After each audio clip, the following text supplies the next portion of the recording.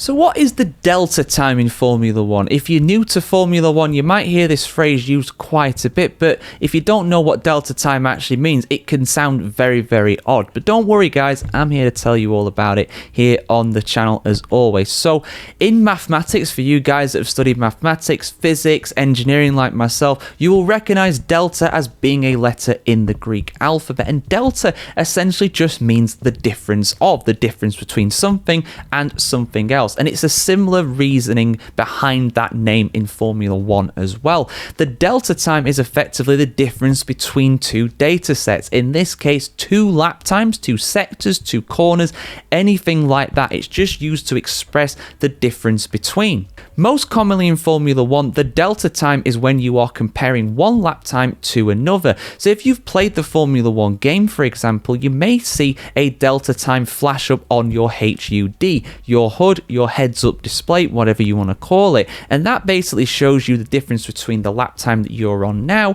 and the lap time that you set as being the fastest, so you can compare your overall performance. And it particularly comes in handy during qualifying, but also it does come in handy during the practice sessions and during the race as well. And it's also something that forms a key part of strategy. Delta times and delta performance can be used on things like tire sets as well. For example, if you were to say that the delta, the difference between a soft tire and a medium tire was, I don't know, 1.5 seconds per lap. I'm being optimistic. That's a big number. Let's say 0.5. That's better. 0.5 seconds a lap. Then that would factor into your strategy. And you can also compare the delta time between the soft tire and the hard tire or anything like that. Teams also use it to compare the performance of one of their drivers with one of the competition's drivers as well. For example, I don't know, let's say Lando Norris and Oscar Piastri here for a McLaren example. Lando Norris could be 0.3 seconds slower in Sector 1 than Oscar Piastri during a qualifying run. Therefore, the delta time between the two of them is 0.3 seconds. Now, the usual 3 sectors we see in Formula 1 these days is, of course, a little bit different to what the teams use as well.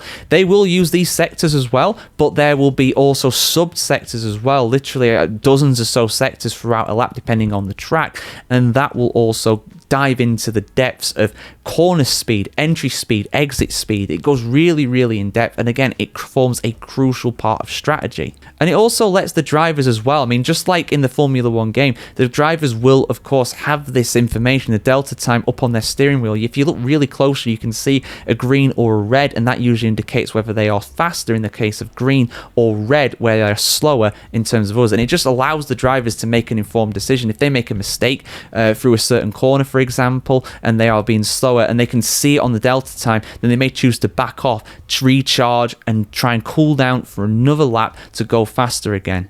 And if that data wasn't there, they'd be very much guessing. They might have a feeling they might be slow, but they wouldn't know for sure. They'd have to ask their engineer or just an educated guess, but that just puts it in black or white, or in this case, green or red. Delta can also be used in terms of time for a pit stop as well, which does vary from circuit to circuit. For example, Canada, where we were in the most recent Grand Prix, the delta time, the time lost effectively by taking a pit stop, about 15 seconds or so, something like that. But around Monza, it's a very much a larger delta. It's almost 30 seconds, 25 seconds or so to get in and out of the pits.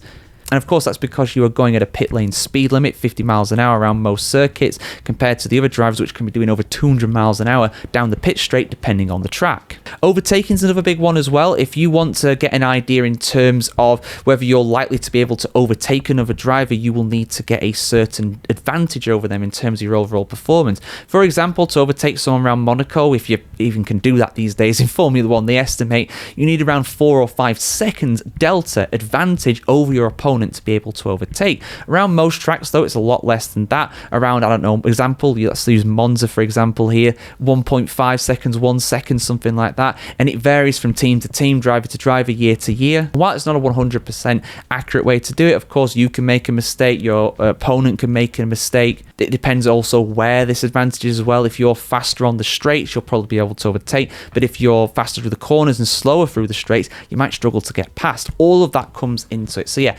Delta is very much something that can be applicable to all different areas of strategy and data in Formula One. But the long and short of it is, it just means the difference. Delta is exactly like the Greek letter in mathematics. It is just a difference between two things, a difference between two different drivers, two different tyre sets, the difference between pitting and not pitting. It's all to do with that change. And it can also be used as well for safety car and virtual safety car periods and red flag as well. You have to stick to your delta time. You can't be faster than a certain lap time, otherwise you will get a penalty. So yeah, lots of different applications. I try to dump as much information in there for you guys as possible. I love this side of Formula One at the end of the day. It's literally what I trained in, what I was educated in. And now I can talk about it to you guys, so I'm appreciating that. So yeah, have a fantastic day over in the world today, guys, and I hope you learned something today about delta times in Formula One. Like, share, comment, subscribe, as always, and have a fantastic day over in the world today, guys, and we'll see you very soon.